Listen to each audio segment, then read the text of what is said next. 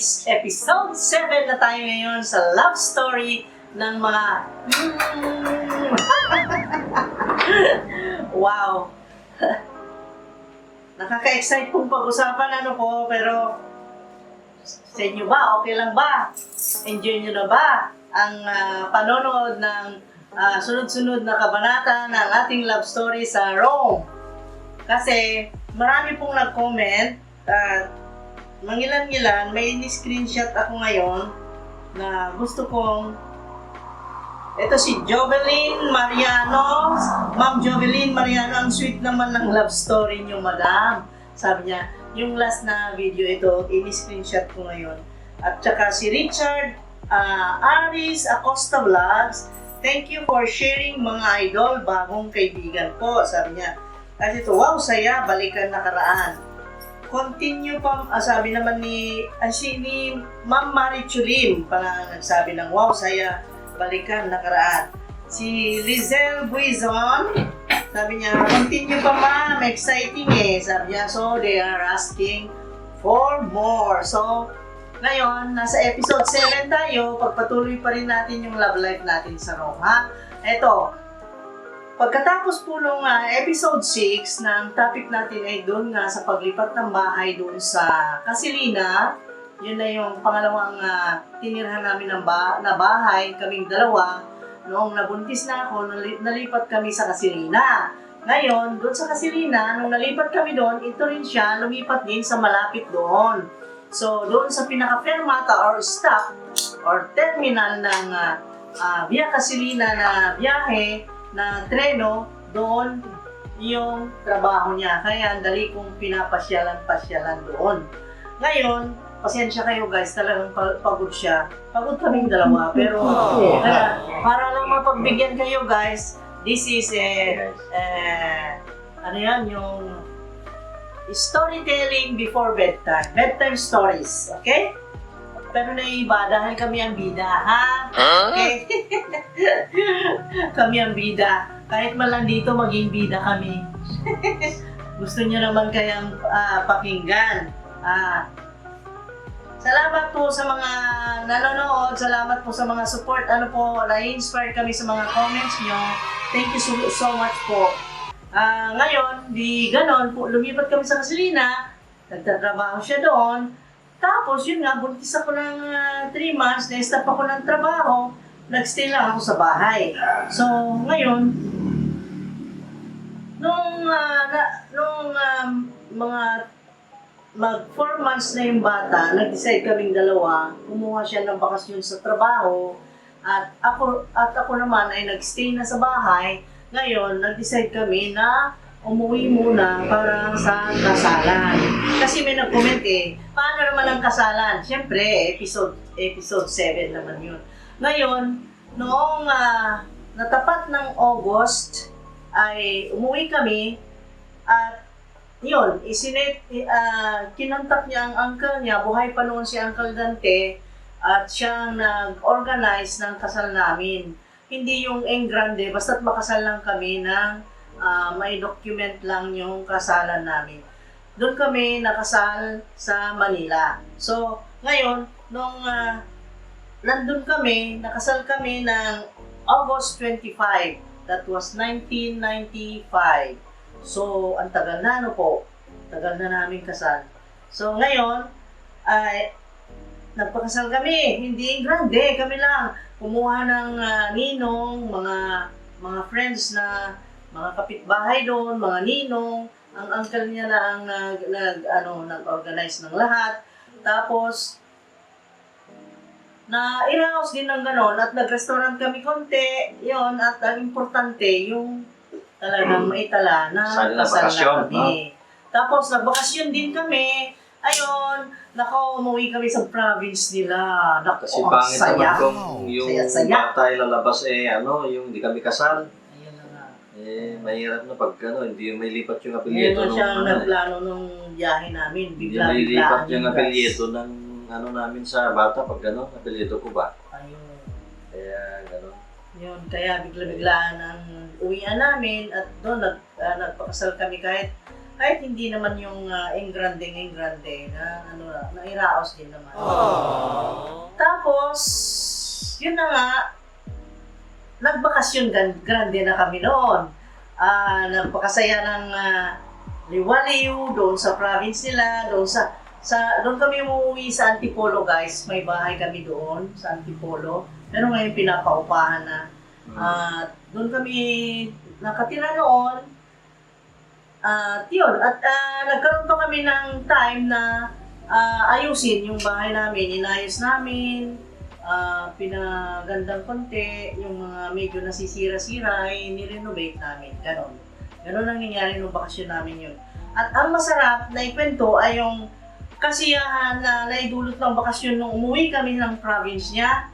At nako, kasama namin ang uncle niya doon sa bahay kasi sa Antipolo. Ang kasama namin doon ay mga pinsan niya, uncle niya si Uncle Max. Naku, oo nga pala, bakit ba? Lumipas na. Namatay siya last 2 years ago. Namatay na yung mga uncle May natin. rest in peace si Uncle Max. Sa mother side at sa father side. Uncle Dante, father side, si Uncle Max. Ayun kasi medyo abusado, lagi inom ng inom eh. Kaya yun ang reason ng kamatayan ng dalawang yun guys, sa inom. Ngayon, ay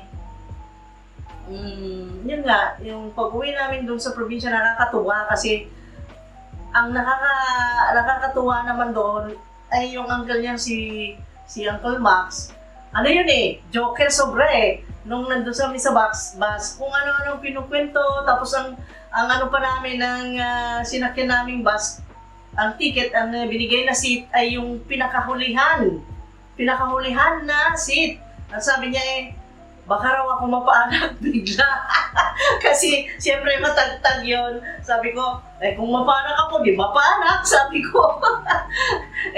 Kaya lang, hindi pa dapat ako manganak noon dahil ang tiyan ko noon is mag 5 months noon. Medyo malaki-laki na, pero hindi pa masyadong halata. Nakakatawa yun si Uncle Max. Pero ang ganda ng bus na sinakyan namin kasi enjoyable talaga. Pang long distance yun eh. Pang long distance talaga. Ang ganda. Anong Pariñas? Ewan ko, ano yun. Pariñas, no? Pariñas ba yan, no? Pariñas, oh. Doon tayo, Pariñas nga. Ngayon, nung nandun na kami sa Claveria, ang nakakatuwa doon ay yung pagliligo sa dagat. At alam nyo na, pagka nandun ka sa province, syempre, bagong dating kami doon, tapos yung mga kamag-anak niya, lahat sila excited na may meet ako kasi first time nilang ma-meet ako.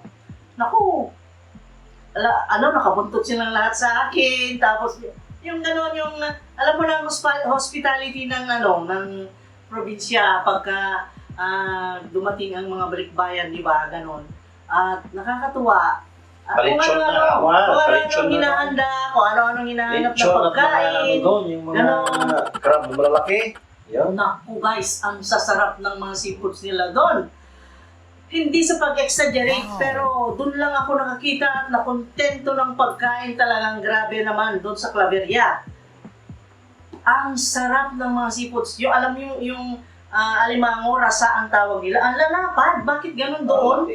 Ang lalaki, tapos nung pag binuksan mo, ang kakapal ng yelo, yung parang cheese. Bakit ganun doon? Sa amin hindi. Tapos yung naglechon pa kami doon sa dagat. Naku, grabe. Tawang-tawa ako dyan sa lechon na yan.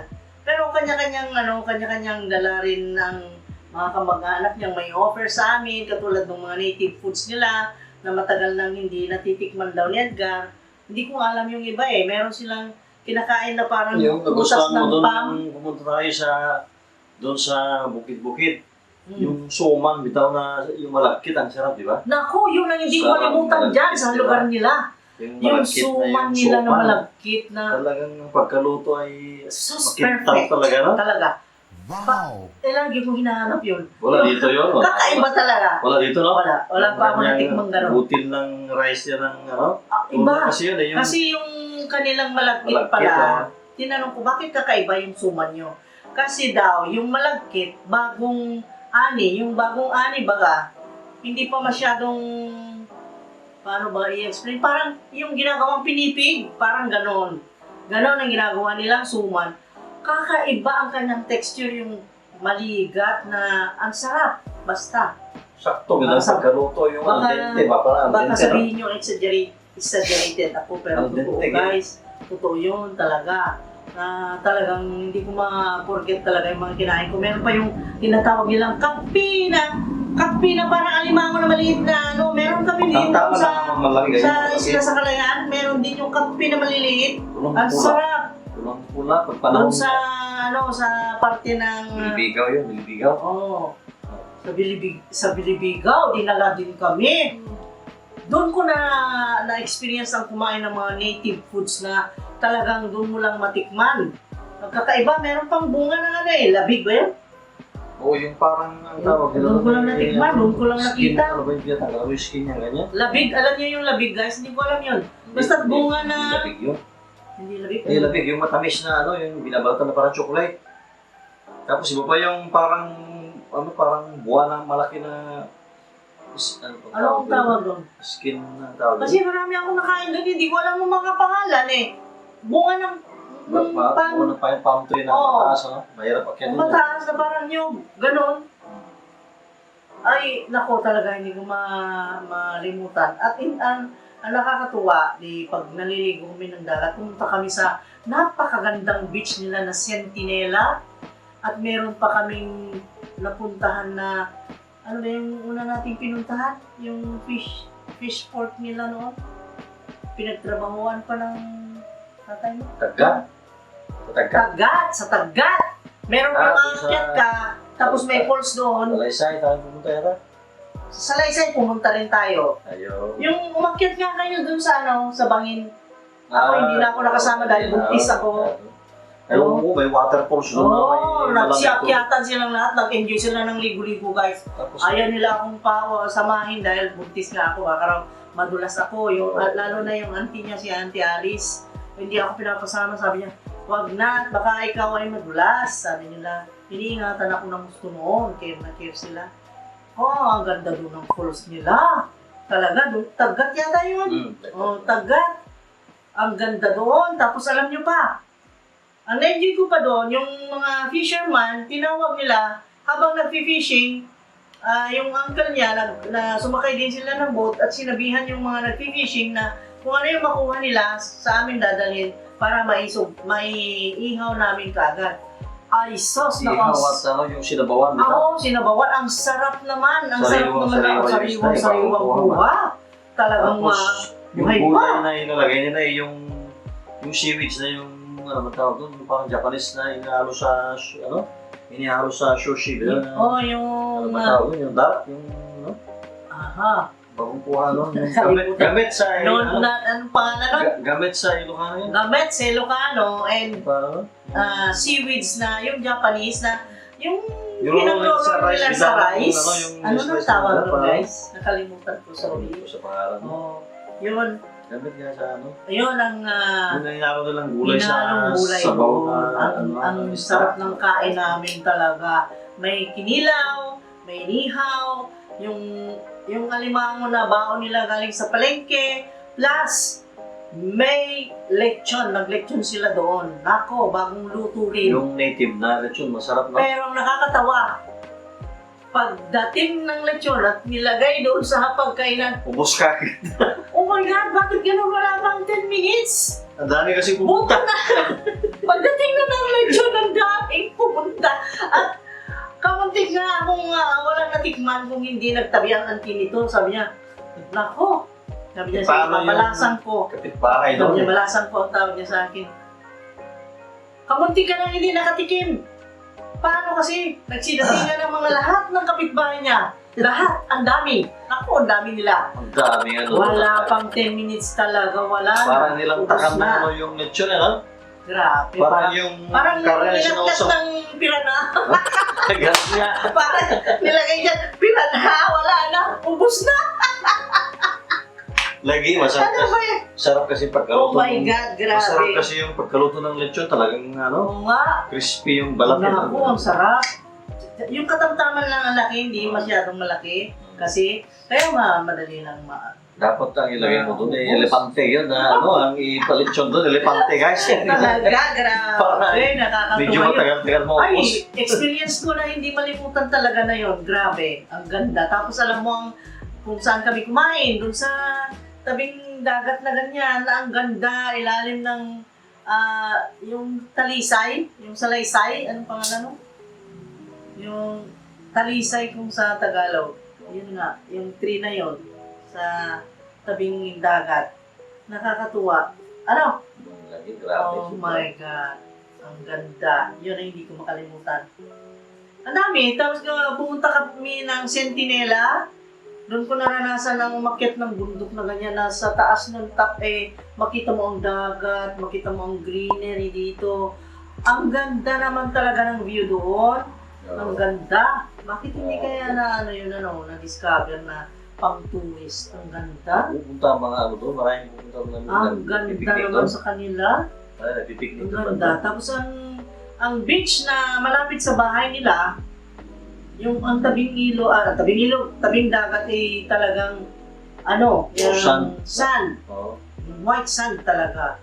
Ngayon, nung last time na pag-uwi namin doon ay may mga resorts na ang nagmamayari ay mga foreigner, mga ganun na. Dumami na rin. Kaya sabi ko na-discover na ang ganda dito. Yun, yan ang kwento for tonight. Nagbakasyon, nakasal, nagbakasyon, tapos, ano pa ba? Pagkatapos nun, Manila na po. yun, tapos yun, yun ang may kwento ko doon. Tapos pinasyal niya ako sa Claveria, pinakita niya kung saan siya nag-aral, mga ganon, pinakita niya ang palengke, pinasyal namin. Ako sa palengke nila. Grabe ang palengke ng mga ito, impressive. Ang laki ng palengke nila at punong-puno. At sabi ko, ano ba ito? Para namang syudad yata dito. Mas marami pa yata ang karne at mga kung ano-anong mga pagkain na talagang kumpleto. Marami kasi pagkagalingan ng pagkain doon. Bakit ganon? Marami doon, banda doon, maraming pagkain. Ang daming karne. Ang daming pwesto ng karne. Maraming, Ang daming seafoods. maraming Bakit ganon? pagkagalingan ng pagkain doon. Sinong bumibili? Maraming tao, ibig sabihin mo. Ibig sabihin maraming populasyon doon. Grabe naman yun. Maraming mga nagdadala ng mga doon, galing bukid yung mga iba. Ang daming galing ng Masariwa mga yan. bukid-bukirin nila. Ang daming magagandang prutas, mga gulay. Naku, talaga naman. Bilib ako sa nila. Hindi ka magutom doon sa kanila. Ang daming pagkain doon. My God. Napansin niyo ba kung pagkain? Gutom. Happiness! Happiness is food. Food is life, guys. Food is life. Di ba? Ayun. Ngayon, gano'n ang nangyari. Nagbakasyon kami. Tapos, yun. Umuwi na naman kami ng Antipolo. Makailang araw lang tayo nagbakasyon. Ay, yung papunta nating Bilibigaw. Di ko nagkwento. Pumunta kami ng Bilibigaw pala. Tapos na yung picnic namin sa dagat. Meron siyang mga uncle, tiyahin, at lola, tuod na ilang taon na yun, 100 years old. Matanda na, nadulas ba? Nadulas kaya namatay, pero 100. Na-meet ko pa. Ang tanda-tanda na, pero okay pa ang ng brain niya.